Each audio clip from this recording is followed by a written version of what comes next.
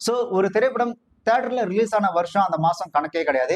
அந்த திரைப்படம் எப்ப சென்சார் ஆகுதோ, இதே ஒரு திரைப்படம் 2024 டிசம்பர் 30ஆம் தேதி சென்சார் ஆனா கூட, அந்த திரைப்படம் 2024ஓட கேட்டகரி அந்த அவார்டுக்கு அனுப்பும்போது, அந்த 2024க்கான கேட்டகரி தான் இருக்குமே தவிர, அந்த படம் 1 வருஷம் கழிச்சு ரிலீஸ் ஆகுதோ, 2 வருஷம் கழிச்சு ரிலீஸ் ஆகுதோ அதெல்லாம் கணக்கு இல்ல. அது எப்ப சென்சார் ஆகுதோ அதுதான் கணக்கு. அண்ட் எந்த கேட்டகரில போயிருந்தாலும், அந்த கேட்டகரில கண்டிப்பா ஆடுஜிதன் திரைப்படம் தான் நேஷனல் அவார்டு வாங்கியிருக்கும்.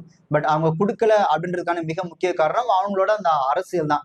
அது மட்டும் இல்லாம இந்த கேரளாவா ஜென்ரலாவே அவனுங்க ஒதுக்குவானுங்க. அதிலும் பிருத்திவிராஜ சுத்தமா புடிக்காது.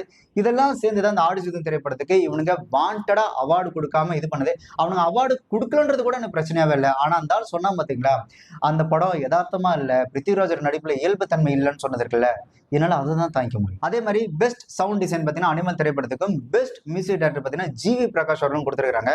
ஆக்சுவலா ஜிவி பிரகாஷ் ஒரு தமிழ் ஆள் வாங்குறாரு அப்படின்ற அந்த ஒரு சந்தோஷம், பெருமை அதெல்லாம் ஒரு பக்கம் இருந்தாலும், அந்த விருது வாங்குறதுக்கு அவர் தகுதியான்னு கேட்டீங்கன்னா கண்டிப்பா தகுதியே கிடையாது. ஆக்சுவலா பெஸ்ட் மியூசிக் டைரக்டர் ஆடுஜிதன் திரைப்படத்துல இசையமைச்சது ஏ.ஆர். ரகுமான் அவர்கள் தான் குடுத்தே ஆகணும். ஏன்னா, நீங்க அந்த ஆடுஜிதன் திரைப்படத்துல பாத்தீங்கன்னா, அந்த வெறும் காலோட அந்த மணல் மேட்ல நடந்து போகிறதா இருக்கட்டும், அதுக்கான அந்த பேக்ரவுண்ட் ஸ்கோரா இருக்கட்டும், அத விட முக்கியமா ஒரு ஒரு என்ன ஒரு கோகோ கோலா பாட்டில் ஒண்ணு இருக்கும். அந்த பாட்டில்ல அந்த காத்து போயிட்டு வர ஒரு சவுண்ட் ஒண்ணு குடுத்திருப்பாரு ஏ.ஆர். ரகுமான் அவர்கள்.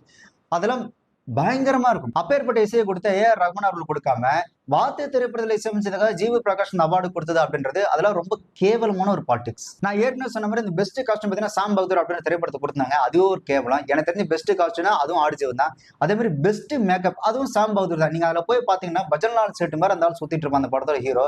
அவனுக்கெல்லாம் எப்படி அந்த ஒரு பெஸ்ட் மேக்கப் குடுத்தாங்க அப்படின்னு தெரியல. இந்த ஆடுஜிவன் திரைப்படத்துல பிருத்திவிராஜ் அவருக்கு அந்த போடப்பட்ட மேக்கப் அப்படின்றது அவ்ளோ எதார்த்தமா இருந்தது.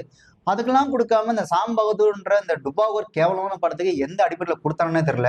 என்ன சொல்றது? அதான் சொல்றேன்ல, அவங்க பண்ற அந்த கேவலமான அரசியல் எவ்வளவு கேவலமா நாளுக்கு நாள் போயிட்டு இருந்ததற்கு இந்த விருதுல ஒரு மிகச்சிறந்த ஒரு உதாரணம்.